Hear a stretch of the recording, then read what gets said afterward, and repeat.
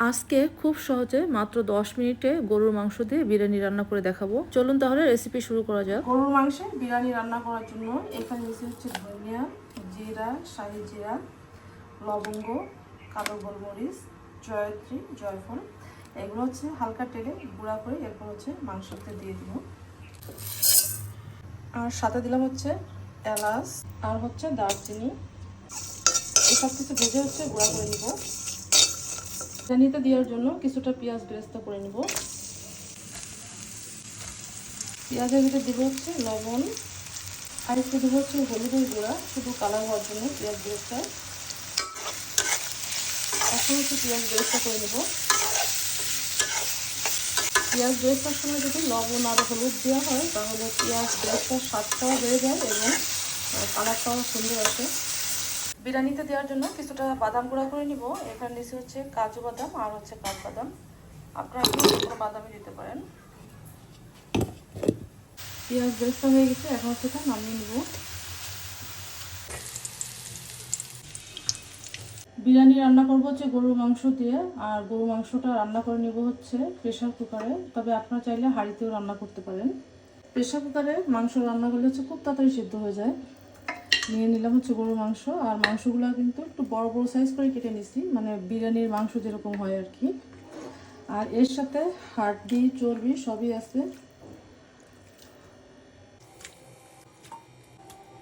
এই মাংসের ভিতরে দেওয়ার জন্য কিছুটা পেঁয়াজ ভেজে নিছি, মানে খুব বেশি ভাজিনি, হালকা একটু ব্রাউন কালারে ভেজে নিছি। আর ওই অবস্থায় হচ্ছে দিয়ে দিচ্ছি তেল সহ। এখন এই মাংসের ভিতরে দিব হচ্ছে মশলা। দিয়ে দিলাম হচ্ছে রসুন বাটা, আদা বাটা। এখন দিব হচ্ছে টক দই। এখন দেবো হচ্ছে গুঁড়া মশলা, যেটা আমি ভেজে গুঁড়া করে নিচ্ছি।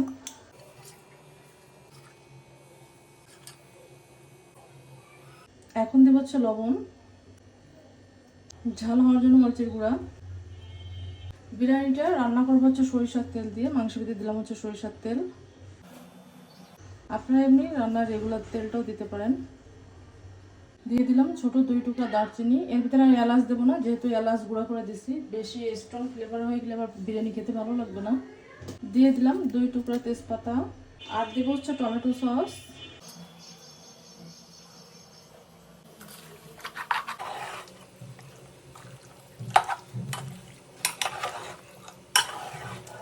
কোনো রকম একটু মিক্সড করে নিব, মানে প্রেশার কুকার রান্না করলে তো এমনি ডালে সব মিশিয়ে যাবে।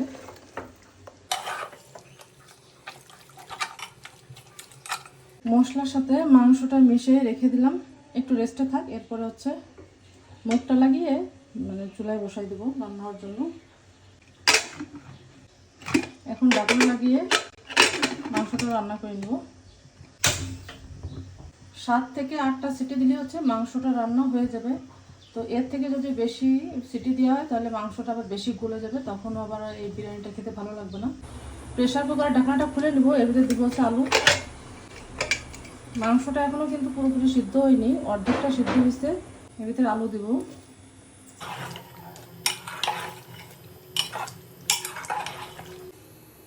এখন এর ভিতরে দিব হচ্ছে কেওড়া জল, আর দিব কতগুলো কাঁচামরিচ। ঢাকনা লাগিয়ে এখন 3 থেকে 4টা সিটি দিলে হচ্ছে মাংসটা পুরোপুরি হয়ে যাবে। ঢাকনাটা তুলে দেখি মাংসটার কি অবস্থা। মাংস রান্না হয়ে গেছে, এখন হচ্ছে বিরিয়ানিটা রান্না করে নিব। বিরিয়ানি রান্না করার জন্য হাঁড়ি বসাই দিছি। এখন এর ভিতরে দিব হচ্ছে সরিষার তেল, কাঁচা মরিচ আর পেঁয়াজ, 2 টুকরা তেজপাতা, দিব হচ্ছে ঘি।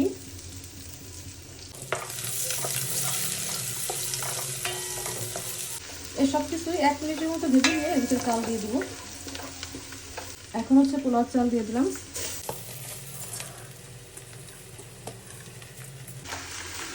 এখন এই চালটা এই সব কিছুর সাথে একটু ভেজে নেব।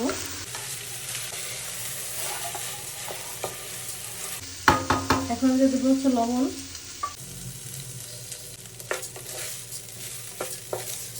এর ভিতরে দিব হচ্ছে আলুর বোখরা। এখন এর ভিতরে দিব হচ্ছে কতগুলো কিশমিশ।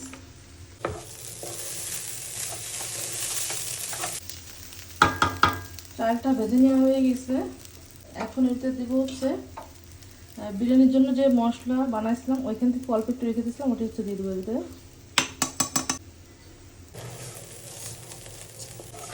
চালগুলো ভেজে নেওয়া হয়ে গেছে, এখন হচ্ছে এর ভিতরে মাংসগুলো দিয়ে দেবো।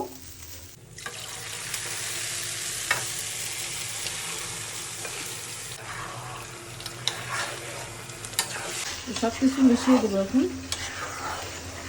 আচ্ছা, এখন এর ভিতরে পানি দিয়ে দেবো।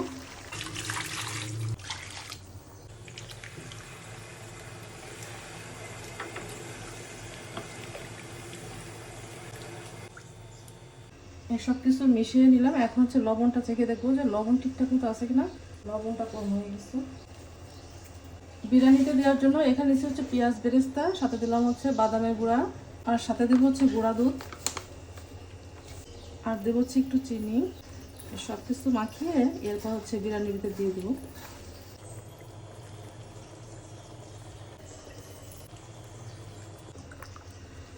এখন হচ্ছে সব মিশিয়ে এরপর হচ্ছে ঢাকনা লাগিয়ে দমে বসাই রাখবো।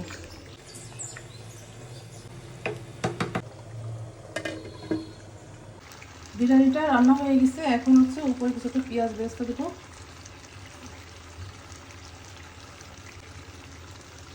ঢাকনা দিয়ে একটু দমে বসাই রাখবো। বিরিয়ানি রান্না হয়ে গেছে, আর বিরিয়ানি যখন হয়ে যাবে তখন বুঝবেন কি করে বিরিয়ানির থেকে অনেক সুন্দর একটা ফ্লেভার বের হবে। আর এইভাবে বিরিয়ানি রান্না করতে খুব বেশি একটা সময় লাগে না, চালটা ফুটলেই হচ্ছে বিরিয়ানি রান্না হয়ে যায়। যেহেতু মাংসটা প্রেসার কুকারে আগের থেকেই রান্না, তাই বিরিয়ানি হতে খুব বেশি সময় লাগে না। একদম সহজ আর অল্প সময় বিরিয়ানি রেসিপিটা তৈরি করে দেখলাম, আশা করছি রেসিপিটি ভালো লাগছে।